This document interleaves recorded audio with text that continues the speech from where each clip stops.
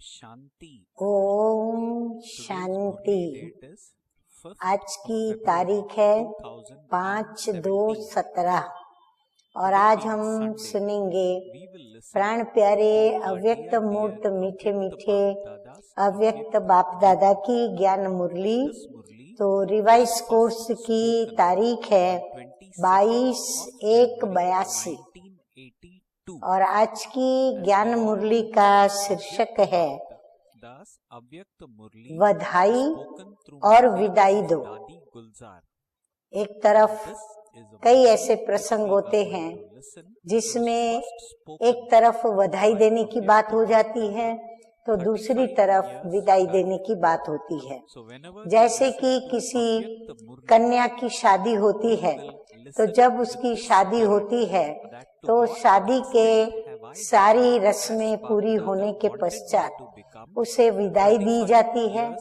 तो विदाई अपने माँ बाप से वो लेती है, अपने परिवार से लेती है और फिर जहाँ वो नए ग्रह में प्रवेश करती है अर्थात अपने साजन के घर वो जाती है तो वहाँ ससुराल में उसकी बधाई होती है, यानी उसका वहाँ स्वागत किया जाता है।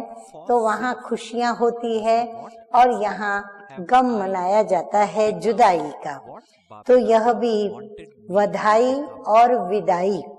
तो हमें विदाई देनी है कई बातों की, पुरानी दुनिया को विदाई देनी है, हमें अपने देह के साथ जो भी देहधारियों की स्मृतियां हैं जिससे हमें दुखों की प्राप्ति होती रही उन्हें भी हमें विदाई देनी है।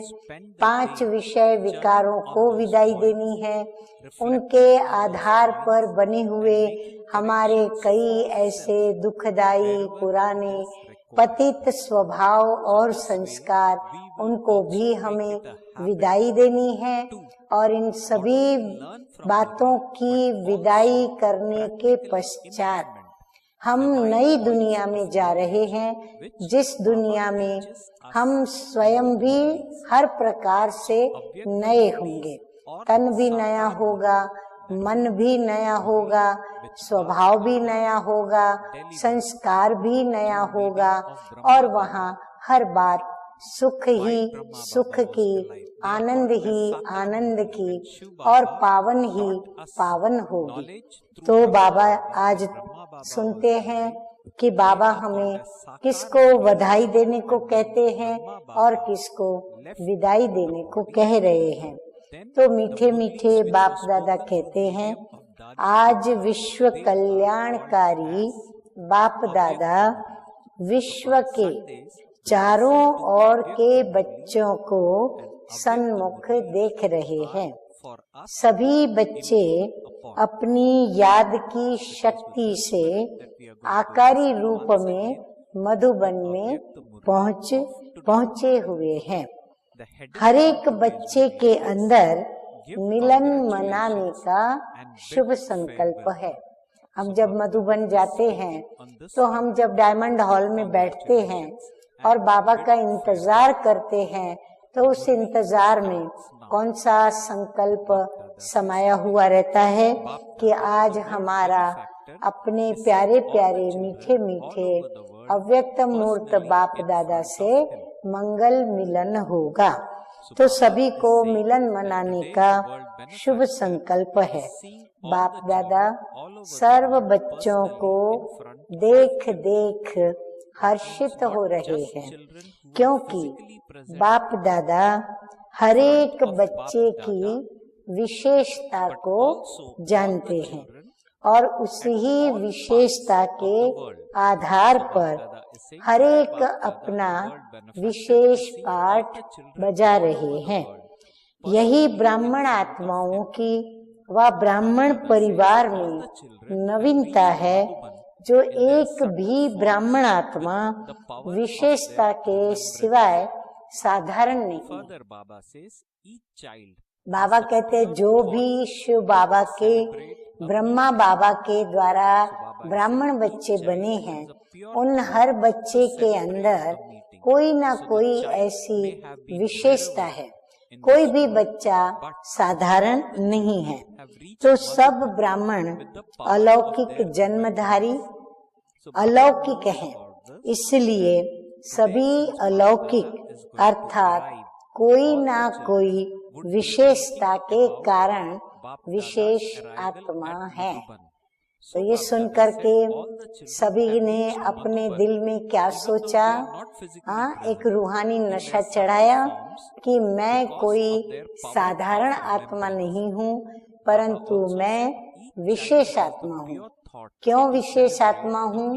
क्योंकि शिव बाबा ने मुझे अलौकिक ब्रह्मा बाबा के द्वारा अलौकिक जन्म दे करके अलौकिक ब्राह्मण बनाया है। तो बाबा हम बच्चों को हमारा स्वमान याद दिला रहे हैं कि हम कौन हैं और हम किसके बच्चे हैं। तो हम ऊंचे ते ऊंचे बाप के ऊंचे ते ऊंचे बच्चे हैं। विशेषता की अलौकिकता है, इसलिए बाप दादा को बच्चों पर नाज है।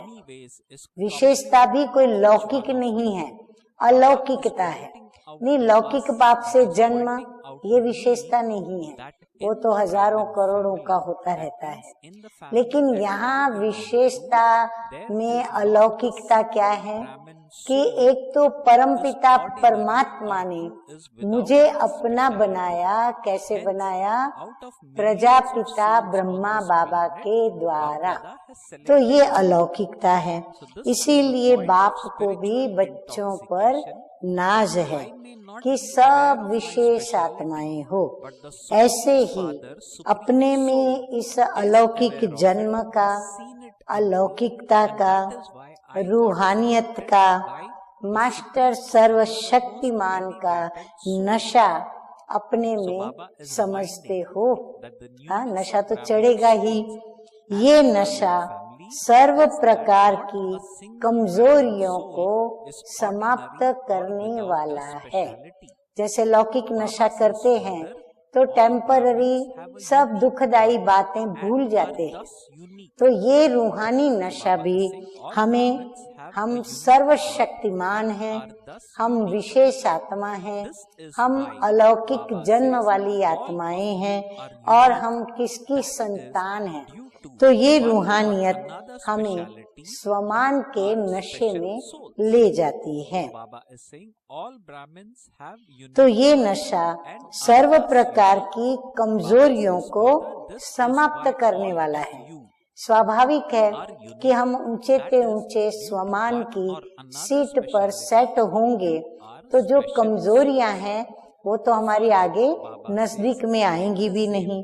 तो सदा के लिए सर्व कमजोरियों को विदाई देने का मुख्य साधन, हाँ, अभी हमें क्या विदाई देनी, किसको विदाई देनी है, वो बाबा बता रहे हैं कि जो हमारे अंदर कमजोरियां हैं उन कमजोरियों को इस रूहानी नशे में रहकर और विदाई देनी है।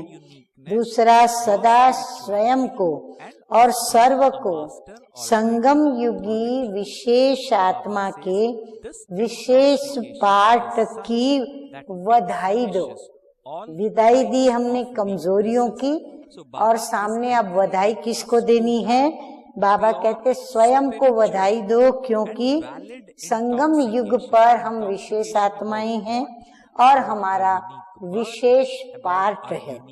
जैसे कोई भी विशेष दिन होता है, वह कोई विशेष कार्य करता है, तो क्या करते हो? उसको बधाई देते हो ना। हाँ, जब कोई नया कार्य करते हैं, विशेष कार्य करते हैं, अच्छा कार्य करते हैं, तो हम क्या करते हैं? उसको अभिनंदन करते हैं, अभिनंदन देते हैं, बधाई देते हैं। तो बाबा कहते हैं कि आप एक दो को तभी बधाई देते हो ना।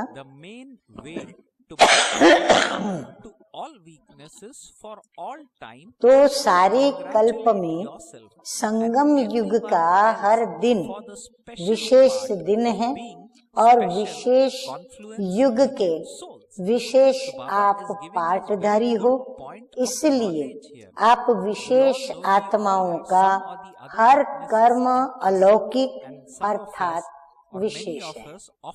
जन्म हमारा अलौकिक माना विशेष है, जन्म के साथ हमारा पाठ भी विशेष है, क्योंकि हम स्वयं परमपिता परमात्मा के साथ उसके कार्य में पाठधारी बनकर पार्ट प्ले करते हैं और हमारे इसीलिए कर्म भी विशेष है।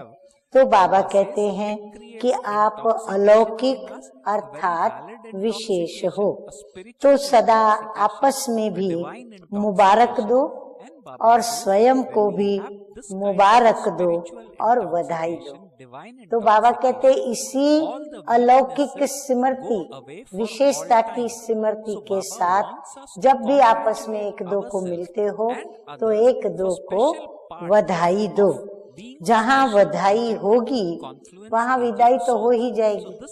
हाँ, जैसे उजाला आता है तो अंधियारा स्वतः ही भागता है या नष्ट होता है, ऐसे बाबा भी कहते हैं जहाँ विशेषता की बधाई होगी वहाँ कमजोरियों की विदाई ऑटोमेटिकली होगी। तो इस डबल विदेशियों की सीजन का सार यही याद रखो कि सब बधाई द्वारा विदाई दे देना है। जो भी सभी कमजोरियां हैं उनको सभी बधाइयों के साथ उनको विदाई दे देनी है। यहाँ आए ही हो विदाई देकर बधाइयाँ मनाने के लिए, हाँ, कुछ छोड़ने के लिए। छोड़ना माना विदाई दी और कुछ पाना माना स्वयं को बधाई दी। तो यहाँ आए हो विदाई देकर बधाई मनाने के लिए। तो विदाई और बधाई यही दो शब्द याद रखना। विदाई देनी है नहीं, विदाई दे दी। बाबा कहते ये मत सोचना कि हाँ मुझे अभी विदाई देनी है, मैं ये पुरुषार्थ करूंगी या करूंगा। बाबा कहते नहीं, हमने विदाई दे दी ये सोचना है, क्योंकि हम विशेष आत्मा बन चुके। बाबा के पास हमारा अलौकिक जन्म हुआ, हम संगम युग में प्रवेश कर चुके। तो जबकि हमने जन्म ले लिया तो अब पुरानी बातें, पुराना जन्म, पुराने स्वभाव संस्कार उनकी ऑटोमेटिकली विदाई हो गई। तो हमने विदाई दे दी। वरदान भूमि में आना अर्थात सदा के लिए कमजोरियों को विदाई देना। रावण को तो जला देते हो, लेकिन रावण के वंशज अपना दाव लगाते हैं। हाँ, जैसे इस मृत्यु लोक में कोई मर जाता है, गुजर जाता है, डेथ हो जाती है, तो वो तो मरा हुआ मर के चला जाता है, वो आत्मा तो चली जाती। परंतु उनके जो वंशज होते हैं, बच्चे, डोतरे, पोतरे, वो क्या करते हैं, वो फिर उनकी प्रॉपर्टी पर अपना हक जताते हैं, तो अपना दाव लगाते हैं। जैसे आपकी साकारी दुनिया में कोई बड़ी प्रॉपर्टी वाला शरीर छोड़ता है तो उनके भूले भटके हुए संबंधी भी आकर के निकलते। हाँ, जिनके रिश्ते नाते इतने नहीं होते हैं वो भी रिश्ता नाता याद करके और आकर के दाव लगाते हैं। ऐसे रावण को तो मार लेते हो, लेकिन उनके वंश जो अपना हक लेने के लिए आपका सामना करते हैं, उस वंश का भी विनाश करने में कभी कभी आप कमजोर हो जाते हो। जैसे काम, क्रोध, लोभ, मोह, अहंकार, इनों के वंश अर्थात अंश जो है वो बड़े रॉयल रूप से आपको अपना बना देते हैं। जैसे लोभ का अंश है आवश्यकता, आवश्यकता के नाम से लोभ हमारे पास प्रवेश करता है। हम क्या सोचेंगे, हमको इसकी जरूरत है, जैसे हमको धन की जरूरत है, इसीलिए मैं धन अधिक से अधिक कमाने का प्लान करता हूँ और कमाता हूँ। मुझे कपड़ों की जरूरत है, इसीलिए मैं 2 की जगह 4 कपड़े रखती हूँ। इसी प्रकार हमको हर चीज की जरूरत है, इसीलिए मैं उसको ज्यादा मात्रा में ये सोच के रखती हूँ कि कल को मेरे पास वो न होवे, ऐसा नहीं होना चाहिए। तो मैं थोड़ा लोभ लालच में अधिक रख लेती हूँ। तो ये आवश्यकता के नाम से लोभ प्रवेश करता है। लोभ नहीं है, लेकिन आवश्यकता सब है। वास्तव में आवश्यकताएं बहुत होती है, परंतु लोभ जो होता है वह तो एक विकार है। आवश्यकता की भी हद है। आवश्यकता भी, चलो पेट को कितना चाहिए 2 रोटी, शरीर को कितना चाहिए 2 वस्त्र, एक आज पहना एक दूसरे दिन पहना। तो हमें आवश्यकता बहुत अल्प होती है, थोड़ी होती है। अगर आवश्यकता बेहद में चली जाती है तो लोभ का अंश हो जाता है। बाबा कहते हैं आवश्यकता हर चीज की है, खाने की, पीने की, पहनने की, ओढ़ने की, लेकिन वो हद में रहे, मर्यादा में रहे तो वो आवश्यकता है। पर अगर वो बेहद में चली जाए तो फिर वो क्या बन जाती है, वो लोभ वृत्ति कहलाती है, वो लोभ विकार बन जाता है। वो आवश्यकता विकृत रूप लेकर लोभ वृत्ति कहलाती है। तो ऐसे ही काम विकार नहीं है, सदा ब्रह्मचारी हैं, लेकिन किसी आत्मा के प्रति विशेष झुकाव है। बाबा कहते हैं ऐसे काम वो विकार नहीं है।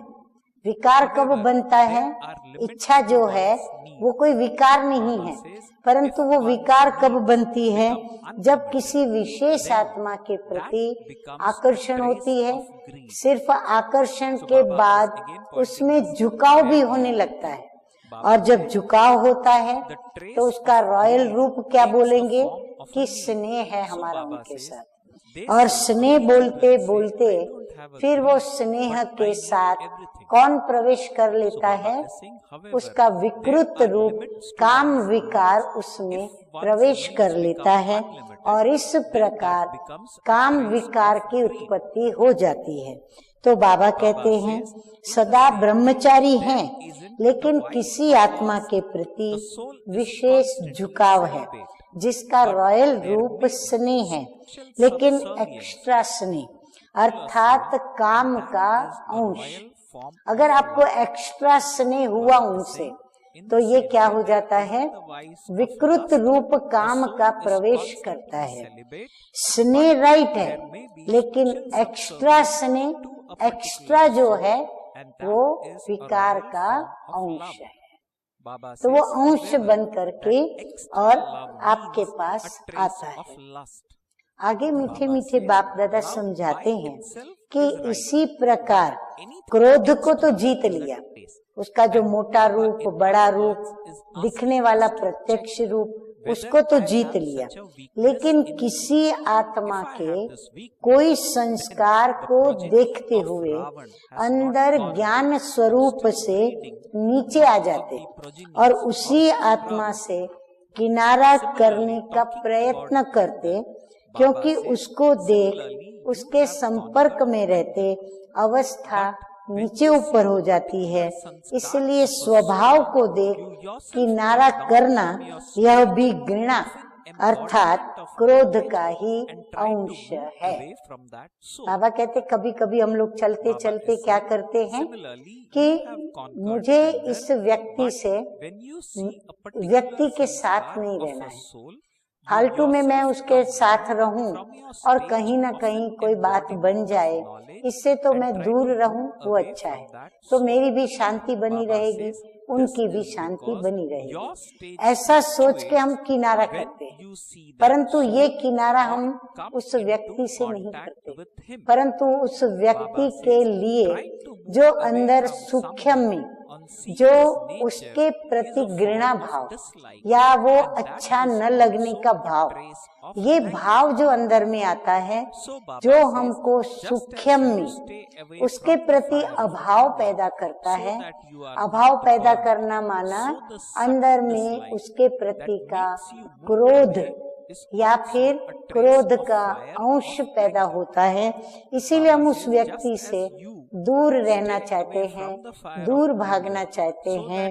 तो बाबा कहते हैं उनके स्वभाव को देखकर किनारा करना, तो ये भी बाबा कहते हैं घृणा अर्थात क्रोध का ही अंश है।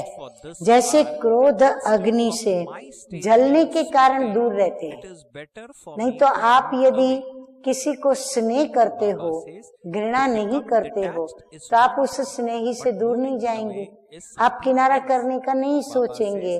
परंतु आप किनारा करने का सोचते हैं, उससे दूर रहने का सोचते हैं।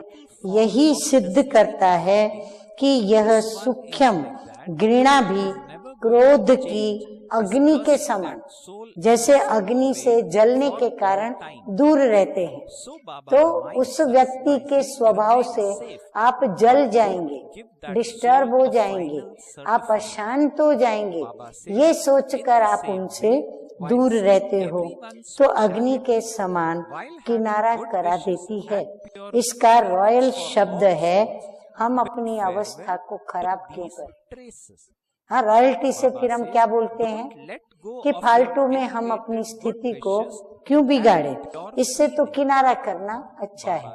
हाँ, हम बातचीत करें, फिर कुछ उसके स्वभाव से हमारा नहीं जमे, इससे तो हम बात ही न करें, हम दूर रहें, किनारा करें। न्यारा बनना और चीज है, किनारा करना और चीज है। हम किनारा करके क्या समझते हैं कि मैं न्यारी अवस्था को प्राप्त हूँ, मैं न्यारी रहती हूँ, मैं कहाँ भी किसी में बीच में नहीं आती हूँ।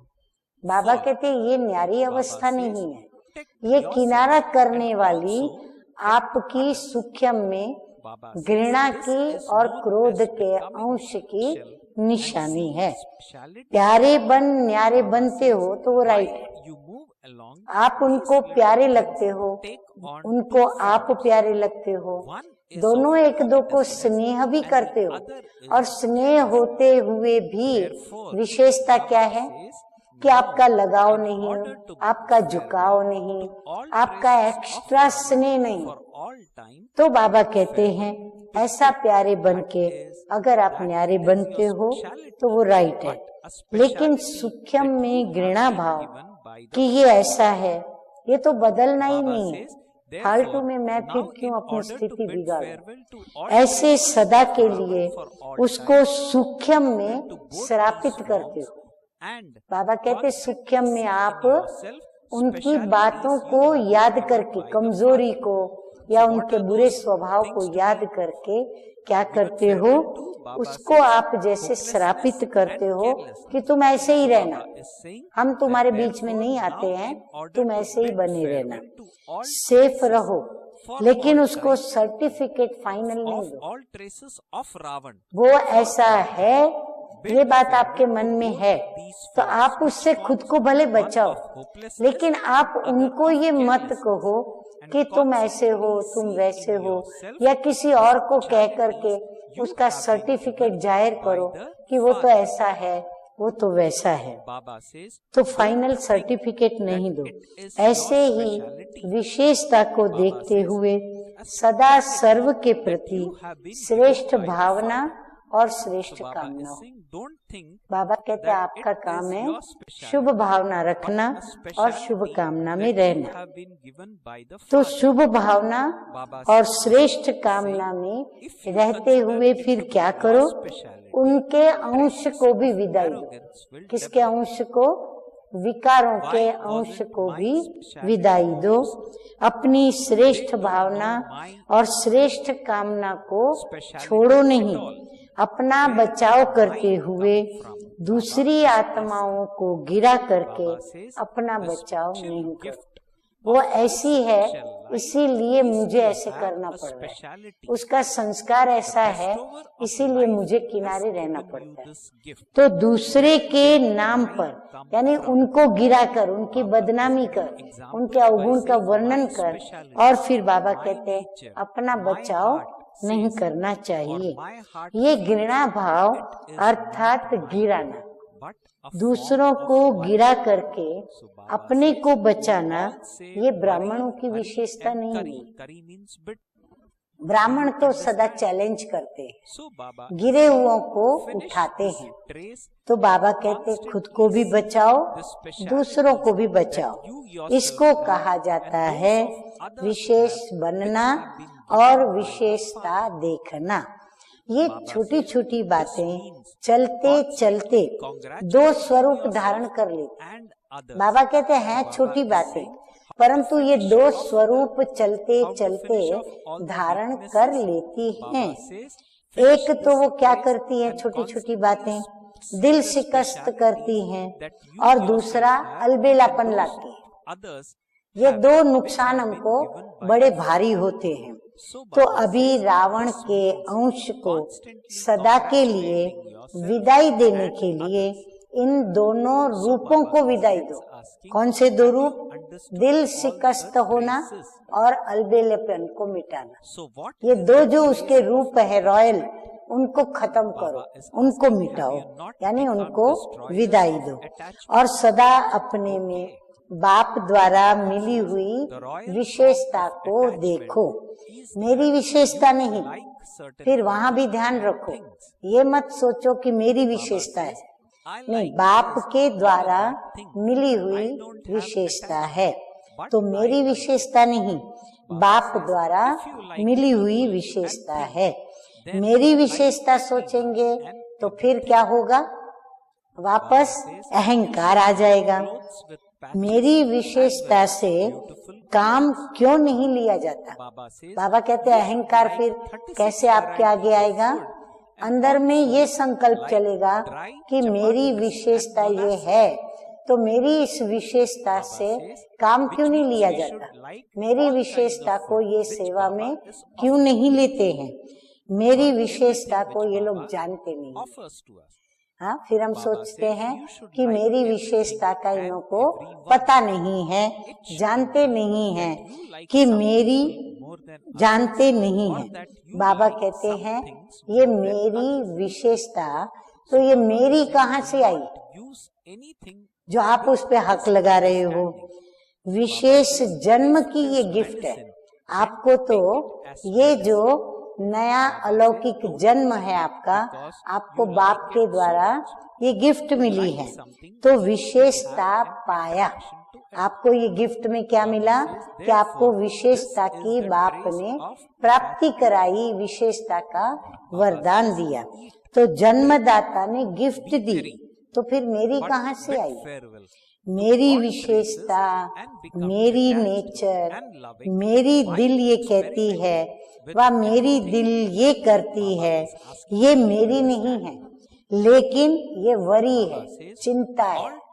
बाबा कहते ये मेरी बोलना, ये कोई मेरा शब्द आपको अपना नहीं है, ये आपको जैसे चिंता है आपकी। मेरी शब्द आपके लिए एक टेंशन है। आप लोग कहते हो ना वरी वरी करी, हाँ, वरी माना घड़ी घड़ी टेंशन टेंशन, और फिर किया, टेंशन में आके आपने किया, समझा? यही अंश समाप्त करो और सदा बाप द्वारा मिली हुई स्वयं की विशेषता और सर्व की विशेषता देखो। अर्थात सदा स्वयं को और सर्व को बधाई दो। सबका अंश समझ लिया ना? अभी मोह का अंश क्या है? नष्टो मोहा नहीं हुए हो क्या? अच्छा, मोह का रॉयल रूप कोई भी वस्तु व व्यक्ति अच्छा लगता है। शुरुआत कैसे होती है मोह की, कि कोई भी व्यक्ति या वस्तु हम देखते हैं, आकर्षित होते हैं और फिर हमारे दिल से, मुख से क्या निकलता है कि ये अच्छा लगता है, ये चीज अच्छी लगती है, ये चीज मुझे अच्छी लगती है। मोह नहीं है लेकिन अच्छी लगती है। इतना मेरा अटैचमेंट नहीं है इस व्यक्ति में, परंतु ये व्यक्ति अच्छी लगती है। अगर किसी भी व्यक्ति या वस्तु में अच्छा लगता तो सब अच्छा लगना चाहिए। बाबा कहते विशेष कोई व्यक्ति ही अच्छी लगे, ऐसा क्यों? सब अच्छा लगना चाहिए। छत्तियों वाले कपड़े भी अच्छे तो बढ़िया कपड़ा भी अच्छा, 36 प्रकार के भोजन भी अच्छे तो सूखी रोटी और गुड़ भी अच्छा।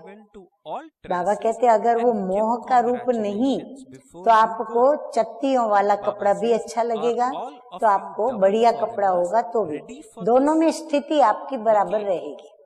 ऐसे ही आप 36 प्रकार के पदार्थ खाओ भोजन में, या फिर सूखी रोटी गुड़ के साथ खाओ, नमक के साथ खाओ, या ऐसे भी खाओ, आपकी स्थिति में कोई अंतर नहीं पड़ेगा।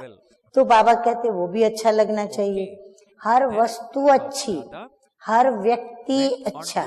अब ऐसे नहीं कि ये ज्यादा अच्छा लगता है, ये थोड़ा एक्स्ट्रा आ गया ना। ऐसे तो मुझे सब अच्छे लगते हैं, परंतु ये व्यक्ति मुझे थोड़ा ज्यादा अच्छी लगती है। ये व्यक्ति या वस्तु ज्यादा अच्छी लगती है, ऐसा समझकर उस वस्तु को कार्य में नहीं लाओ। बाबा कहते अगर ये सोच के उसको अगर आप कार्य में लगाएंगे कि ये चीज अच्छी है, इसीलिए मैं उसको कार्य में लगाता हूँ। जैसे दवाई है, दवाई करके उसको भले खाओ, दवाई है क्योंकि आपको आवश्यकता है, आवश्यकता है इसीलिए आप खाओ, लेकिन अच्छा लगता है इसलिए आप खाओ, ऐसा नहीं। जैसे अभी आपको टेम्पररी कोई ऐसे पाउडर देते हैं प्रोटीन्स का या विटामिन्स का, या आपको हॉर्लिक्स दिया या ओवल्टीन दिया, अभी आपको उन्होंने कहा कि आप 15 दिन ये चीज दूध में लेकर के आप पियो। 15 दिन तो ठीक है कि हमको उन्होंने, डॉक्टर ने कहा दवाई के रूप में हमने 15 दिन लिया, लेकिन बाद में भी हमें वो अच्छा लगता है, इसीलिए पहले हम ऐसे ही दूध पी लेते थे, लेकिन अब हमें एक्स्ट्रा वो अच्छा लगता है, ज्यादा अच्छा लगता है दूध में डाल के पीते हैं। तो हम उसको एक शौक बना के, या अच्छा लगता है इसलिए हम उसको यूज करें। तो बाबा कहते हैं इस प्रकार से आप यदि उस वस्तु को यूज करते हो तो वो आपका एक्स्ट्रा होने के कारण मोह का वो रॉयल रूप हो जाता है। अच्छा अर्थात अट्रैक्शन जाएगी। आपको अच्छा लगा माना क्या हुआ, आपको आकर्षण हुई थोड़ी उसके ऊपर, तो ये है मोह का अंश। खाओ पियो मौज करो, लेकिन अंश को विदाई दे करके न्यारे बन प्रयोग करने में प्यारे बनो। बाबा कहते हैं आपको अच्छा लगा, पर आप हर चीज को फिर अच्छी लगा के चलो। कोई चीज को विशेष अच्छी लगा के चलेंगे तो उसमें अट्रैक्शन भी हो जाएगी और अटैचमेंट भी हो जाएगी। तो समझा?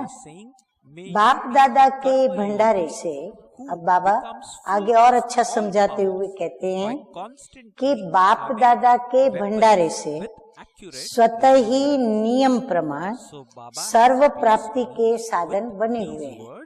हाँ, बाप दादा के भंडारे में सब कुछ है, खूब खाओ, लेकिन बाप के साथ साथ खाओ। खाओ, सब खाओ, जी में आवे उतना खाओ, पेट भर के खाओ, परंतु खाते खाते याद किसकी आती रहनी चाहिए? बाबा की याद आनी चाहिए। तो बाबा कहते बाबा को साथ में रख करके और खाओ, अलग होके नहीं खाओ, अलग नहीं खाओ। बाबा याद न आवे और आप अपनी रीति से स्वाद लेते रहो और खाते रहो। बाप के साथ खाएंगे बाप के साथ मौज मनाएंगे तो स्वतः ही सदा लकीर के अंदर अशोक वाटिका में होंगे। तो कहीं भी किसी भी प्रकार का दुख या शोक आपके पास नजदीक नहीं आएगा। जहाँ रावण का अंश फिर आ नहीं सकता। अगर बाबा साथ है तो रावण दूर से ही देखेगा कि इनके साथ तो इनका बाबा है, सर्वशक्तिमान साथ में है, तो रावण का अंश वहाँ आने की हिम्मत भी नहीं कर सकता। तो बाबा कहते हैं खाओ पियो मौज करो, लेकिन लकीर के अंदर और बाप के साथ साथ सब कुछ करो, आनंद लो, मनोरंजन करो, परंतु लकीर के अंदर रह कर के करो, मर्यादा नहीं तोड़ना। और फिर बाप को साथ में रखना, किसी व्यक्ति को साथ में रखते हुए कभी भी आनंद मौज नहीं मनाना। फिर कोई वस्तु आपको मुश्किल नहीं लगेगी, हर बात आपको मनोरंजन अनुभव होगी। तो समझा क्या करना है? सदा मनोरंजन करो। कैसे करेंगे? मर्यादा की लकीर में रहकर करेंगे और बाप को साथ में रखते हुए करेंगे, तो मनोरंजन का अनुभव होगा। अच्छा, डबल विदेशी सदा मनोरंजन की विधि समझ गए? हाँ, बाबा विदेशियों के बीच में आए हैं तो बाबा उनको पूछ रहे हैं कि ये जो बाबा ने मनोरंजन की विधि बताई वो सभी सीख गए? मुश्किल तो नहीं लगती है ना? बाप के साथ बैठ जाओ तो कोई मुश्किल नहीं, हर घड़ी मनोरंजन अनुभव करेंगे, हर सेकंड स्वप्रति और सर्वप्रति बधाई के बोल निकलते रहेंगे। ऑटोमेटिकली हर एक की विशेषता देखते हुए आप उनको बधाई देते रहेंगे। तो विदाई देकर के जाना है ना। मधुबन से जब जाओगे अपने अपने देश में तो क्या करोगे? जो भी कमजोरियां हैं उनको विदाई देकर के जाओगे ना, और मनोरंजन साथ में बधाई के रूप में लेते हुए जाएंगे। कमजोरियों को साथ में तो नहीं ले जाएंगे ना। ये सर्व अंश को विदाई दे, बधाई मना के जाना, उसका आनंद यहाँ मना के जाना। तैयार हो ना सभी डबल विदेशी? अच्छा, बाप दादा भी ऐसे सदा काल की विदाई देने वालों को बधाई दे रहे हैं। किसको बधाई मिल रही है? जो सदा काल के लिए अपनी कमजोरी को विदाई देते हैं। पदम पदम विदाई की बधाई। बाबा आपको जो कमजोरी मिटाता है उनको पदम पदम बधाई देते हैं। अच्छा, ऐसे सदा मन मना भव अर्थात सदा मनोरंजन करने वाले, सदा एक बाप में सारा संसार अनुभव करने वाले, ऐसे विशेषताएं देखने वाले विशेष आत्माओं को बाप दादा का याद प्यार और नमस्ते। हम रूहानी बच्चों का रूहानी बाप दादा को याद प्यार, गुड मॉर्निंग और नमस्ते नमस्ते। अभी हम एक प्रश्न सुनेंगे। प्रश्न है, बाबा के याद प्यार में था कि बाबा ही मेरा संसार। तो प्रश्न है, बाबा में ही संसार है, इसका भाव क्या है? माना इसका मतलब क्या? उत्तर है, वैसे भी बुद्धि जाती है तो संसार में ही जाती है।